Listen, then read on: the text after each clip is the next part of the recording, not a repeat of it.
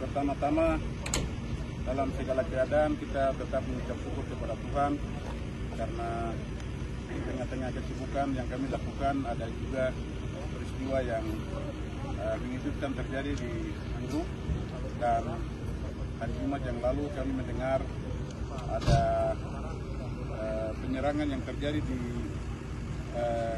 Puskesmas Anggruk maupun di sekolah IPK Anggruk.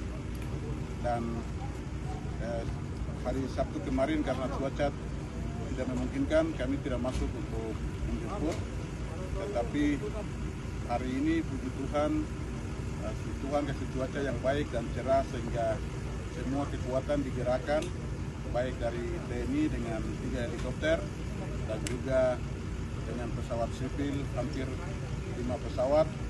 Kami sudah masukkan ke Anggruk dan Pak Wakil Bupati langsung turun ke lokasi, dan informasi terakhir yang kami dapat adalah 1 MD atau meninggal dunia dan 3 luka berat, 3 luka ringan. Jadi sebelumnya kalau 6 atau 7 meninggal dunia semua itu terbantahkan, dan kebenarannya seperti itu setelah kami sudah masuk di lokasi. Dan karena situasi alat pertolongan kesehatan di sini terbatas, sehingga kami minta untuk pilot bawa langsung ke Jayapura untuk mendapatkan perawatan di sana.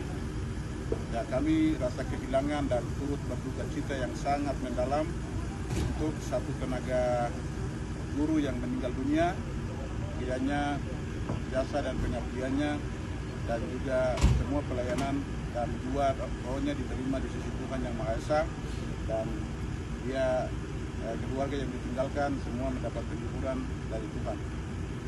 Kemudian hal yang lain yang saya ingin sampaikan adalah ini kejadian luar biasa, karena sejak Injil masuk di daerah itu 86 tahun atau berapa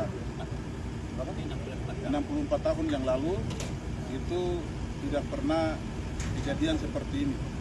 Itu daerah yang aman, daerah yang kami masuk istirahat, berbagi rasa di sana dan juga keluar. Tapi kejadian ini kejadian luar biasa yang mengejutkan, yang mengecewakan, sehingga kami sebagai pemerintah, masyarakat, gereja semua kaget dan shock untuk kejadian yang terjadi ini. Karena itu kami semua merasa bahwa ini kejadian yang tidak harus terjadi di daerah yang sangat terpencil. Kemudian yang lain yang perlu semua media rilis adalah mengenai proses perekrutmen guru ini. Guru dan nakes ini bukan mereka guru baru atau nakes baru. Ini guru dan nakes dari 2021. Jadi mekanisme perekrutan itu di media manapun, di forum manapun selalu saya sampaikan, atau Pak Wakil sampaikan, atau Kepala Dinas sampaikan. Ya, mekanismenya adalah yang pertama kita rekrut secara terbuka, tapi persyaratannya adalah 1, wajib itu 1, dia Kristen. Yang kedua, dia sudah terima Yesus sebagai Tuhan dan Juru Selamat pribadi. Yang ketiga, dia sudah dibaptis. Yang keempat, dia mau jadi guru atau tenaga medis misionaris, begitu. Untuk memenuhi 4 persyaratan ini kita verifikasi dan juga identifikasi sedemikian rupa sampai dengan 30 hari. Itu kita lakukan itu di Jayapura. Sampai orang tuanya, bapak mamanya semua kami identifikasi. Sampai dengan temukan bahwa mereka ini betul-betul S1 dari pendidikan atau S2 dari pendidikan atau orang dari disiplin ilmu lain tapi mau mengajar. Begitu. Itu yang kami lakukan.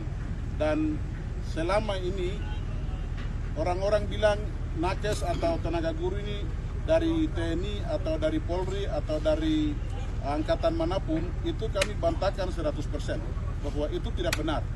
Karena proses rekrutmen kami ini adalah terbuka dan semua orang tahu. Setelah kami rekrut sampai dengan sebelum pengutusan itu, pendeta mendoakan mereka dalam satu upacara.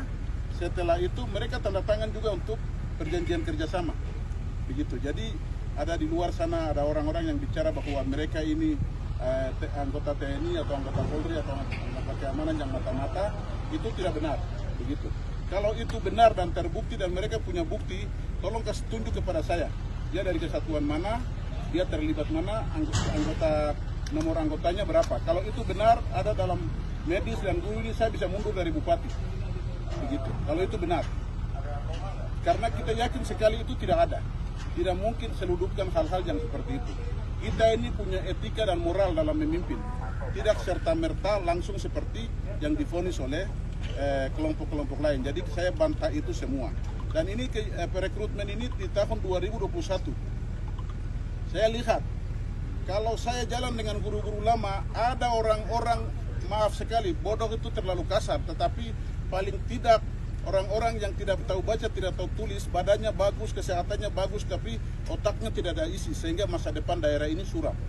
Sehingga harus kasih putus mata rantai, baru kita kasih guru yang lebih siap untuk mengajar, supaya kita regenerasi anak-anak ini untuk lebih siap lagi menghadapi tantangan global yang akan datang. Itu tujuannya. Kalau kita berkutat dengan guru lama, waktu 3 tahun kemarin itu tidak cukup. Waktu 3 tahun itu sama dengan 3 bulan saja. Kalau kita marah, tinggal guru, tinggal marah terus. Habis bulan marah terus, pergi tugas, tidak akan pernah ada hasil. Karena kebanyakan di pedalaman ini kita tahu, kalau anak mau naik kelas bawa kelinci, anak mau naik kelas bawa ayam. Kemudian kalau murid rajin sedikit atau bawa bela kayu, baru bawa untuk Pak Guru, halaman sudah penuh dengan kayu, kok naik kelas. Nah, kalau metode itu, kita kan lulusan yang dari itu. Masa kita sudah pintar, sudah begini, kita mau terapkan pola yang itu lagi dengan adik-adik kita. Kita harus rubah paradigma.